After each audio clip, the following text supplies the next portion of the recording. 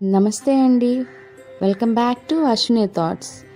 మేము చాలా బాగున్నామండి. మీరందరూ కూడా బాగుండాలని ఆ లక్ష్మీ గణేష్ని వేడుకుంటున్నాం.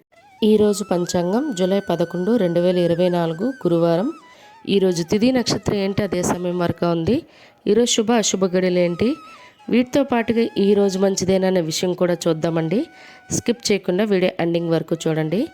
శ్రీ క్రోధినామ సంవత్సరం ఉత్తరాయణం, గ్రీష్మ ఋతువు, ఆషాఢ మాసం, శుక్లపక్షం. సూర్యోదయం ఉదయం 5:42, సూర్యాస్తమయం సాయంత్రం 6:44. మరి ఈరోజు తిథి ఏంటి, అదే సమయం వరకు ఉంది. ఇప్పుడు చూద్దాము. ఈరోజు తిథి ఆషాఢ శుక్ల పంచమి. పంచమి తిథి జూలై 10 బుధవారం ఉదయం 6:37 నుండి జూలై 11 గురువారం ఉదయం 8:21 వరకు పంచమి తిథి అనేది ఉంటుందండి. తదుపరి ఆషాఢ శుక్ల షష్ఠీ తిథి ప్రారంభమవుతుంది. మరి ఈరోజు నక్షత్రం ఏంటి, అదే సమయం వరకు ఉంది. ఇప్పుడు చూద్దాము.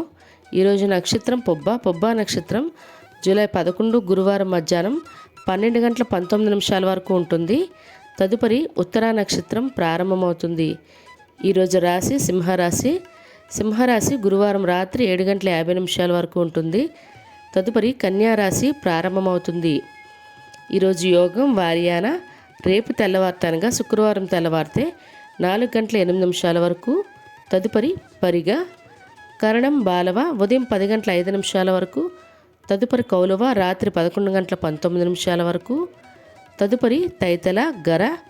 చూశారు కదండి. ఇప్పుడు ఈరోజు శుభ అశుభ గడియలు చూద్దాము. ముందుగా అశుభ గడియలు చూద్దాము. అశుభ గడియల్లో ముందుగా వర్జ్యం రాత్రి 8:18 నుండి రాత్రి 10:04 వరకు. దుర్ముహూర్తం ఉదయం 9:53 నుండి ఉదయం 10:45 వరకు. తిరిగి మధ్యాహ్నం 3:06 నుండి మధ్యాహ్నం 3:58 వరకు దుర్ముహూర్తం అనేది ఉంటుంది. రాహుకాలం మధ్యాహ్నం 1:30 నుండి మధ్యాహ్నం 3 గంటల వరకు. యమగండం ఉదయం 6 గంటల నుండి ఉదయం 7:30 వరకు. గుళిక కాలం ఉదయం 8:58 నుండి ఉదయం 10:42 వరకు. ఇవన్నీ ఈరోజు అశుభ సమయాలండి. మరి ఇప్పుడు ఈరోజు శుభ సమయాలు అనేవి చూద్దాము. శుభ సమయాల్లో ముందుగా బ్రహ్మ ముహూర్తం తెల్లవారితే 4:16 నుండి తెల్లవారితే 5:04 వరకు. అమృత గడియలు తెల్లవారితే 5:55 నుండి ఉదయం 7:42 వరకు. అభిజిత్ ముహూర్తం ఉదయం 11:55 నుండి మధ్యాహ్నం 12:47 వరకు. ఇవన్నీ ఈరోజు శుభ సమయాలండి. మరి ఇప్పుడు ఈరోజు ప్రశ్న అనేది చూద్దాము. ఈరోజు ప్రశ్న, కాశీ క్షేత్ర పోషకుడు ఎవరు? క్షేత్రపాలకుడు ఎవరనేది మనకి తెలిసే ఉంటుందండి. తెలియని వారు కల్కి సినిమాలో కూడా చూసే ఉంటాము. మరి కాశీ క్షేత్ర పోషకుడు ఎవరు తెలిసి ఉంటే కింద కామెంట్ బాక్స్లో కామెంట్ చేయండి. మరి నిన్నటి అడిగిన ప్రశ్నకు సమాధానం ఇప్పుడు చూద్దాము. నిన్నటి ప్రశ్న, కుమారస్వామితో వివాహానికి వల్లీదేవి పెట్టిన షరతు ఏమిటి? దీనికి జవాబు సర్పరూపంలో ఉండాలనేండి. మరి ఇప్పుడు ఈరోజు ప్రత్యేకతలు చూద్దాము. ఈరోజు కుమార షష్ఠి అండి.